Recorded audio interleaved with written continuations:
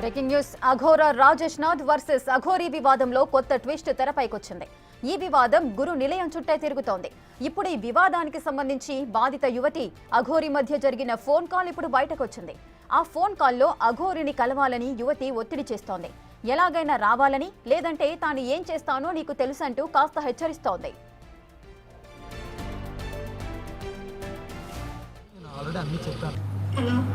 చెప్పు.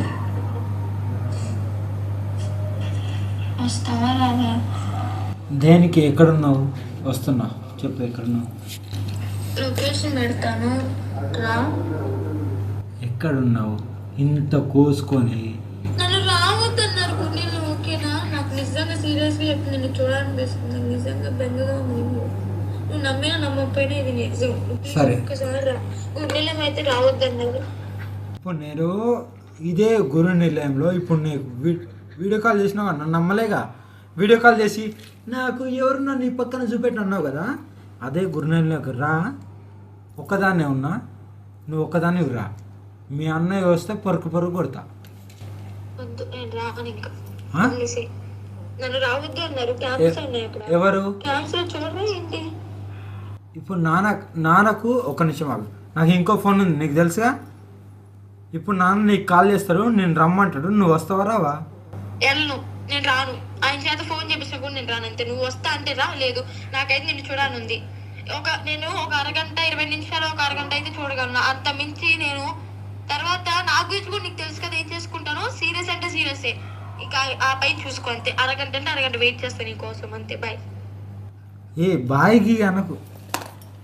ఏనా ఎవరికి చెప్పి రాకు. చెప్పి అయితే నిన్ను ఆపేస్తారు. సరే, రాను.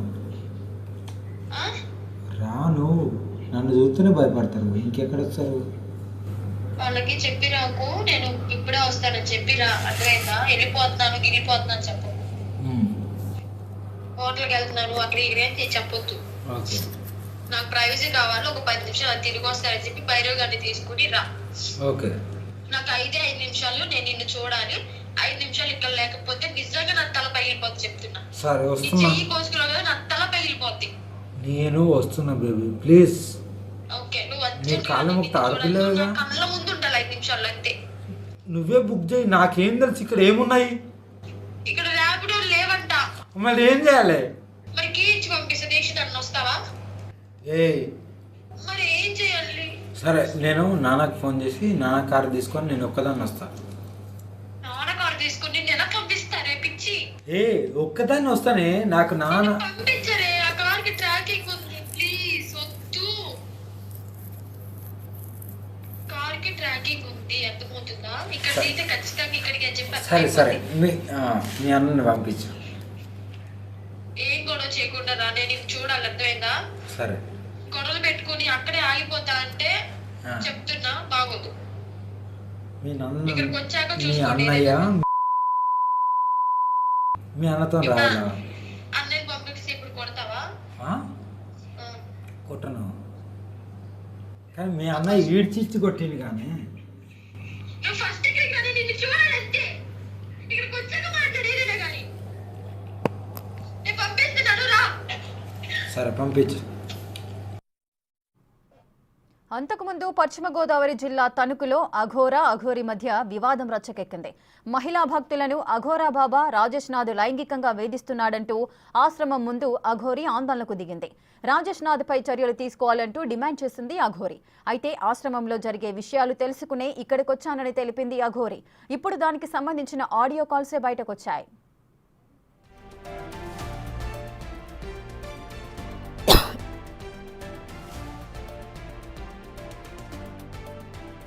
అంతకుముందు ఓ యువతి అఘోరా బాబా రాజేష్ నాథ్ పై ఆరోపణలు చేస్తూ వీడియో రిలీజ్ చేసింది.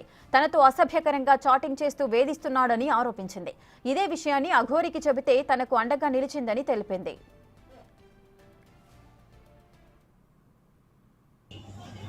నేను నా పర్సనల్ ప్రాబ్లంతో బాధపడుతుండగా ఎవరికి చెప్పుకోవాలో తెలియని సమయంలో కొంతమంది నాకు చెప్పారు, తణుకులో ఒక గురువు గారు ఉన్నారు, ఆయన నీ ప్రాబ్లమ్ సాల్వ్ చేయొచ్చు అని.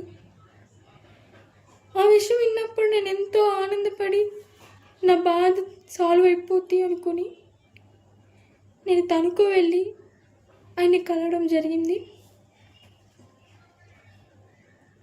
సో వెళ్ళాను, నా పర్సనల్ ప్రాబ్లం చెప్పుకున్నాను. నేను ఎంతో బాధపడుతూ ఏడుస్తూ చెప్పుకున్నాను. నేను ఏడుస్తుంటే ఆయన అన్నారు, అరే నాన్న ఏడవకు, నీ ప్రాబ్లం సాల్వ్ అయిపోద్ది, నేనున్నా కదా, నేను సాల్వ్ చేస్తా అన్నారు. ఎంతో ఆనందపడ్డాను ఆయన అన్న ఆ మాటకి. నేను ఇంకా నెంబర్ ఇచ్చేసి వచ్చేసాను.